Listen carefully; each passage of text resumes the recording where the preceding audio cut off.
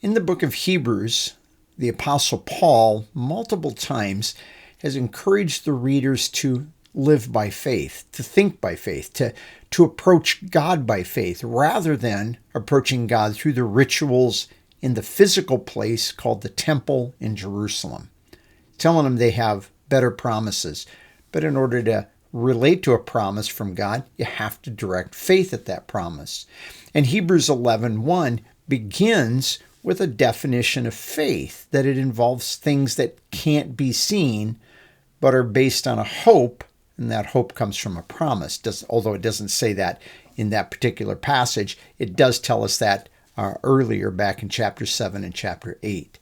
I'm Pastor Tim Holscher. We're surveying through the book of Hebrews, and if you come to chapter 12, it begins with a very famous verse about the fact that we are running a race and we are surrounded by a great cloud of witnesses. Now, these aren't people that are looking down on us and witnessing our race.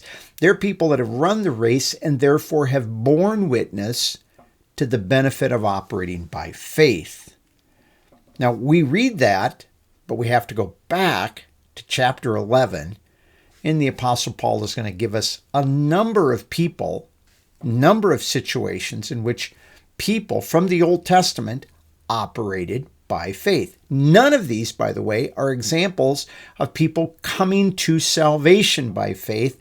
They're all examples of people who already are believers, but they're operating in their lives by faith. So we come to Hebrews chapter 11 today, and we're going to put in at verse 3. He says, by faith we understand that the worlds. Now this word that's translated worlds is not the word cosmos, or a plural form of the word cosmos, but it's the word age. And a lot of people think that this is talking about the creation of the world, creation of the universe, but it's not. It's talking about the adjustment of the ages.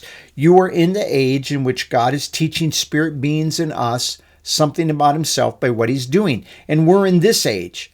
There was an age prior. And the significance of this statement is the Hebrews, these Hebrew Christians, wish they were kind of back in that last age. This new age where you have to really live by faith and by grace, and you don't have everything drawn out in black and white that do this, don't do that, do this, don't do that, which is what the law did. That's harder. People like just a clear, tell me what to do, tell me what not to do. They don't want to be people that have to exercise spiritual discernment and live by grace, always like, well, am I doing exactly what God wants? Well, are you living by grace, and are you loving believers? Within there, believe it or not, there is some latitude. In fact, the Apostle Paul indicates in Philippians chapter 1 that, God wants us to live by love, but our love can be increasing in its discernment, that we can be more discerning in love. So there's not a black and white that tells you love looks always like this, never like this. Yeah, we do have some passages that say, that's not love, but there's a lot of latitude sometimes in how we exercise love. And so these people need to appreciate by faith that they're in the age they're supposed to be in, and that God has promises and plans for us in this age, not in that last one. You can't go back no matter how hard you try. And I guarantee you there's even people today, nearly 2,000 years later, that are still trying to go back and live in that last age, even though that thing's been over for 2,000 years. And he says, so that what is seen was not made of things which are visible. What in the world does that mean? And again, this is where people, I believe, think that this is creation, but he's talking about the structure of our age is relating to things that we can't see. We can't see our heavenly position. We can't see the heavenly temple. We can't see the throne of God up there. They could see a temple down here on earth. They could see physical things. Everything was all this ritual that Jews had participated in. But we are relating to things that are unseen and in heaven. He goes on, he says, by faith, Abel offered to God a better sacrifice than Cain, through which he obtained the testimony that he was righteous. You and I have the ability to offer better sacrifices than Israel did. God, more than once in the Old Testament, indicates, I don't really desire sacrifice and offering. What I'd really like is for you people just to live right and love each other. I gave you sacrifices and offering to set things straight. You and I bring sacrifices. We offer these spiritual sacrifices not to fix anything, but to help other believers, to share fellowship with them. Hebrews chapter 13, verse 16, to praise God so other believers can be reminded of who God is. These are spiritual sacrifices we offer, and they're better than going back to the temple and taking up that lamb or some other sacrifice and offering it up there. We have the opportunity, like Cain, to offer better sacrifices.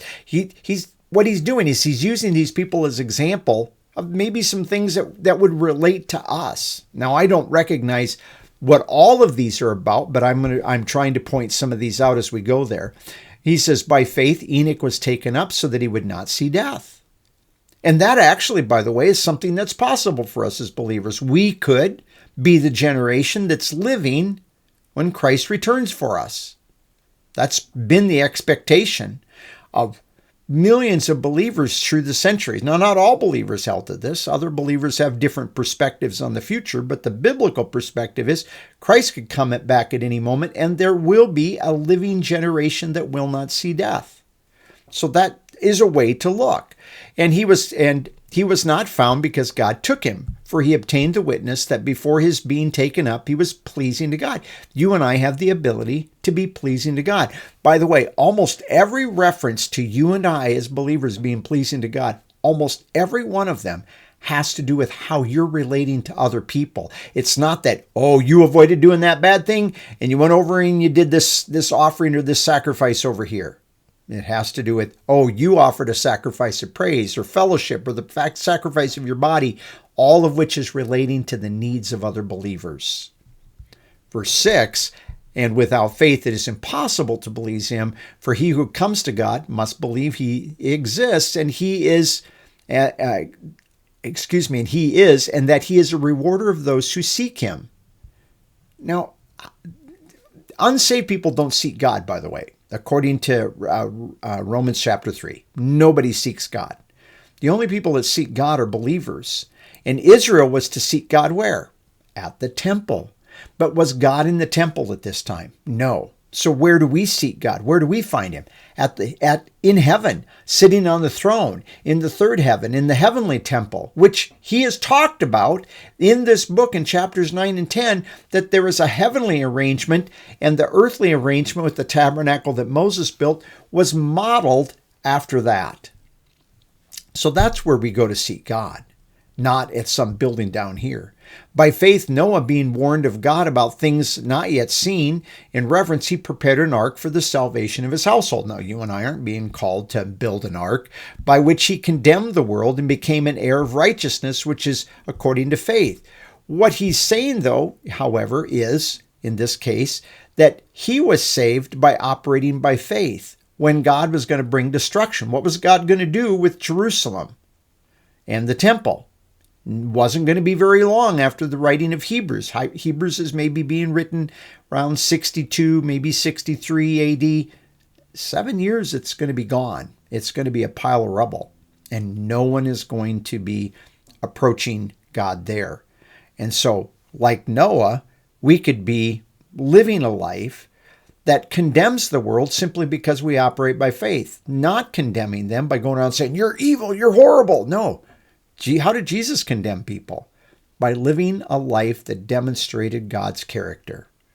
He didn't condemn them by going around and calling them names and saying they were doing all kinds of bad stuff. That's not how he condemned them. Scriptures indicate it was condemnation because they were rejecting what he was demonstrating, his character. Verse 8, by faith Abraham, when he was called, obeyed by going out to a place which he was about to receive for an inheritance. Going out. What is Paul calling the Hebrew Christians to do? To go out of the camp, to leave Judaism, to leave Jerusalem. It was time for these people to go. And he went out not knowing where he was going. And by faith, he lived as an alien in the land of promise. Guess what? This is exactly what Peter and Paul tell us that you and I are. We are strangers. We are aliens. We are people living in a world that is not our home. Our citizenship, he says, is in heavens. In fact, he's going to state this in the book of Hebrews in chapter 12, which we will get to, not today, but in a coming study before we're concluded here in Hebrews. And he was dwelling there with Isaac and Jacob in this way. And he was looking for a city which has its foundations, whose architect and builder is God. And he's going to point us to the city, the New Jerusalem, in Hebrews chapter 12. By faith, even Sarah herself received ability to conceive even beyond the proper time of life, since she considered him faithful who was promised. And in other words, she was convinced God could do the impossible. And therefore, there was born even from that one man, and him as good as dead, at that, as many descendants as the stars in the heaven, and the number innumerable as the sand which is by the seashore. In other words, they started with that one son, technically their one son, Isaac, and through him we have the nation of Israel yet today. Still a fulfillment of this promise that God made to Abraham and Sarah. Verse 13, but all these died in faith without receiving the promises. In other words, they never actually had the land. Abraham never saw a massive amount of descendants in this way, but having seen them and having welcomed them from a distance. In other words, they could see them by faith looking out there, and having confessed that they were strangers and exiles on the earth. Again, that reference to who you and I are. Remember that as a believer. We're not really citizens of this nation. We're not citizens of this world. We really are citizens in heaven. Paul tells us that, as I said, in Philippians chapter 3. And I think that would do a lot of us well, because a lot of us get really wrapped up in the life of this world and trying to fix this world, and that is not why God has us here. We are here to be used in the life of that one individual or two individuals, or maybe a handful at any given day. We're not here to try to fix our community or fix our state or our nation or the world. And we are strangers and exiles. For those who say such things, make it clear that they are seeking a country of their own. We're seeking someplace different. We're seeking a heavenly citizenship. And indeed, if they had been thinking of that country from which they went out, they would have had opportunity to return. But Abraham could have looked over his shoulder and said, hey, this is hard where I am. I'd like to go back, which is exactly what the Hebrew Christians are doing. They want to go back to where they had come from. This is what they want to do. But they aren't being called to do that. They're being called to leave, like Abraham, to go out to this other place. But it is they desire a better country that is a heavenly one. Therefore, God is not ashamed to be called their God, for he has prepared a city for them. And so by faith, Abraham, when he was tested, he offered Isaac. And he who had received the promises was offering up his only begotten, or the special kind of son, because he did have other kids, but only Isaac was the son of promise, the special one. And it was to whom it was said, in Isaac your descendants shall be called. And he considered that God is able to raise people up, even from the dead, from which he also received him back as a type. And they have people here, but I believe it's a reference to Isaac. He was able to raise Isaac up. And what's the promise that we have? That, hey, even if you die, we really should be focusing on resurrection. That was a hope of Israel. It was a hope that had largely kind of passed by the time Jesus comes on the scene. But it should be a hope for you and I that, yeah, this life is not it. This isn't the end. There are things we can be doing now that God has for us to do, but we really can be looking forward to the future. He continues with some other things, looking at other people and other situations, how they passed on that hope. As he says, by faith, Isaac blessed Jacob and Esau in verse 21. And Jacob, when he was dying, blessed his sons. And Joseph, when he was dying, made mention of the Exodus, looking forward to the future. In other words, all these people continue to have faith, looking forward to the future. Isaac's at the end of his life. Jacob's at the end of his life. Joseph's at the end of the life, but they don't throw their hands up in the air. Well, I lived and it didn't happen. I guess God reneged on his promise. No, they kept saying, God's going to do this. They kept focused by faith on what was yet to come. I think this is very important because there's a lot of Christians who are saying, we've been waiting for Christ to come back for 2,000 years. Well, there was a lot of time between the time that God promised Abraham that your nation, that your descendants would be large, and that you'll be in this land. In fact, he even told them they're going to go to another land and they're going to serve those people. They're actually going to become enslaved and be treated harshly. And they're going to be in that situation for over 400 years. And indeed, 430 years that they were there. And all of that then shows these people continued to have faith in a future promise, even when they were not seeing everything happen right now. And yet, as I said, there's believers today that they've given up on the hope of God's future plans for us, and they've changed their eschatology, that is their belief about future things, because, well, it's not happening. It's not happening. And we're not like these men that they said, no, God's going to do it. God will make good on it. God will make good on it.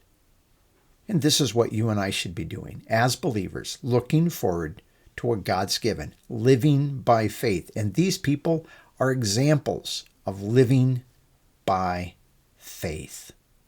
Encouragement. And I didn't even go through all of them. I kind of cut this a little bit short, but you and I should be encouraged to live by faith in the promises that God has made to us. Not the promises God made to them, but the promises that he has made to us as New Testament believers, and not look over our shoulder and say, I'd like to go back where I came from because this is hard. No. Keep on moving ahead, living by faith. Encouraging you to do that.